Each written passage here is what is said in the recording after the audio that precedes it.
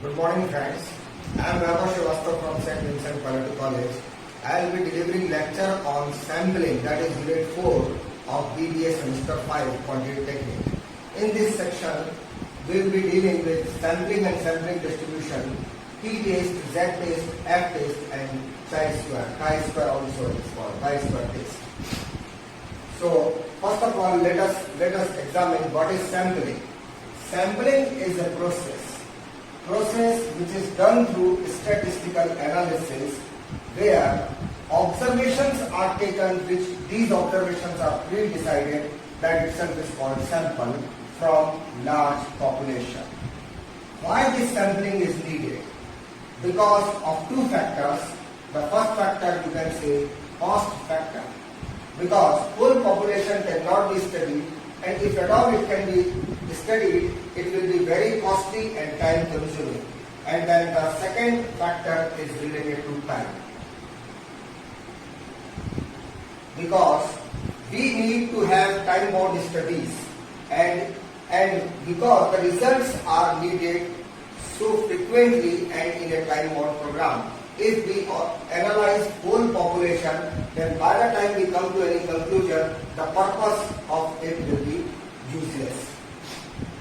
We are moving to types of sampling. There are two broad types of sampling. That is, one is random sampling, second is non-random sampling. Random sampling is also called probability sampling, as the selection of individual from its parent universe is random with equal chances. The probability of selection of sample will be equal. There are some types, 5 types are there. First is simple random sampling, second is stratified random sampling, third is systematic sampling, fourth is multi-stage random sampling, and the fifth one is cluster sampling. The second major type is non-random sampling.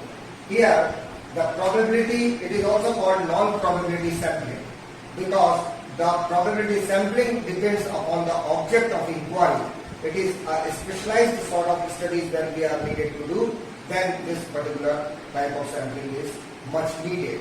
The types are deliberate sampling, quota sampling, convenience sampling and expensive sampling.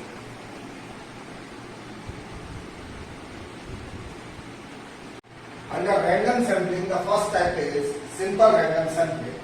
In this type, samples are drawn in such a manner that every unit has equal and independent chance of being chosen. The merit of this particular type is it is very easy. No plan is needed for selection. The demerits are lack of representativeness, and it can also be one-sided.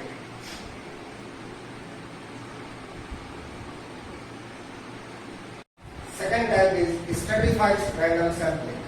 It is suitable when population is heterogeneous with respect to characteristic under study, and each stratum, each group is more or less homogeneous in their nature.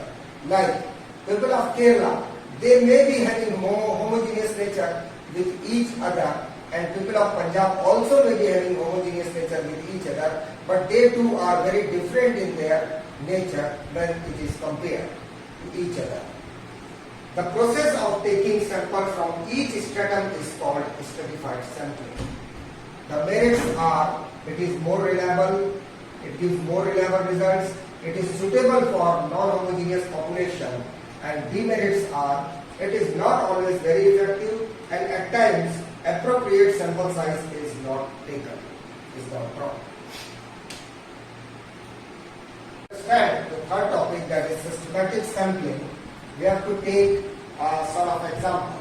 Let us take a population n equals to 10,000, and this population is systematically arranged in number 1 to 10,000. We draw a sample of n units. Our n is say 50. So the number of groups will be 10,000 by 50, that is 200. 200 groups will be there in sample. Let us take unit selected is 12. Let us take that the unit selected is 12. So unit selected will be 12, 50 plus 12, that is 62, 62 162nd, 112th, 162nd, till it goes 9950 plus 12, that is 999,962nd item. Done. So this is systematic sampling. The merits are: it covers whole population, it is very systematic, it saves time and labor, it is definitely more systematic. The demerit is it is not possible in case of infinite population.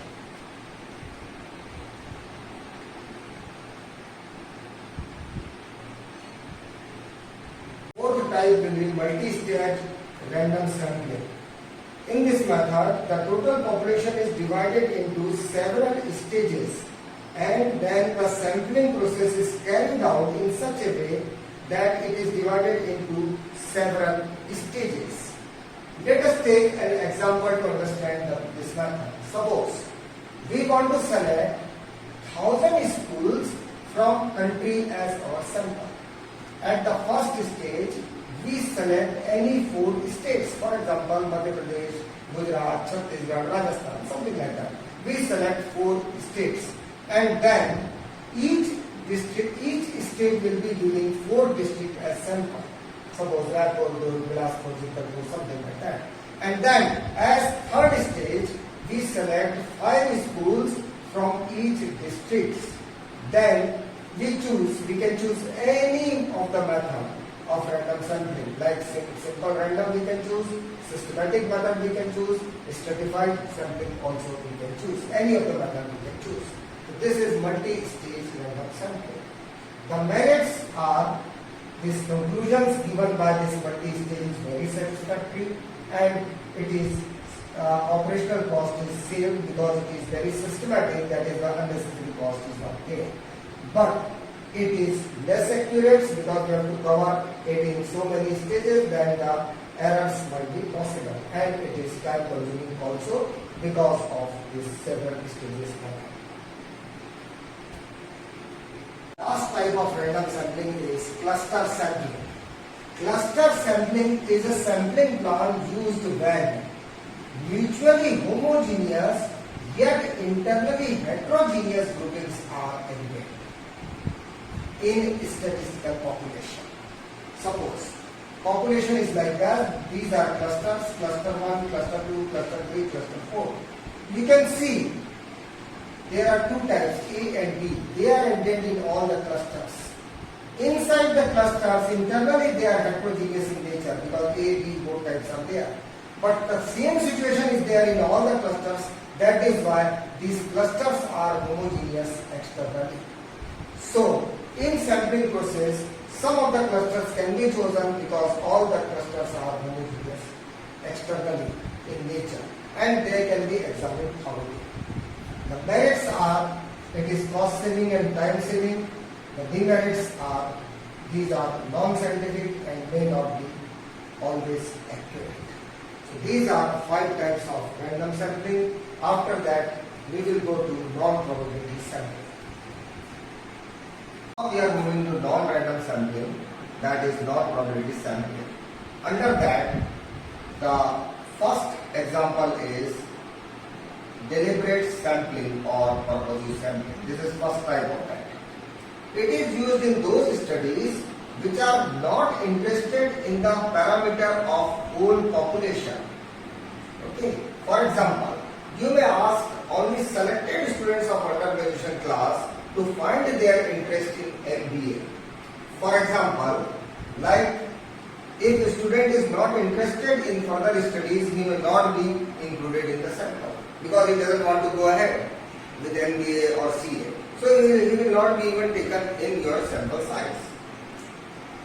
You may ask only selected students of the undergraduate class to find their interest in MBA. The participants are based on those parameters only. The merits are it is very easy, it is cost effective, and demerits are it doesn't represent whole population and there is no question of no place of probability because you are going ahead with the questions with the parameters. Quota sampling.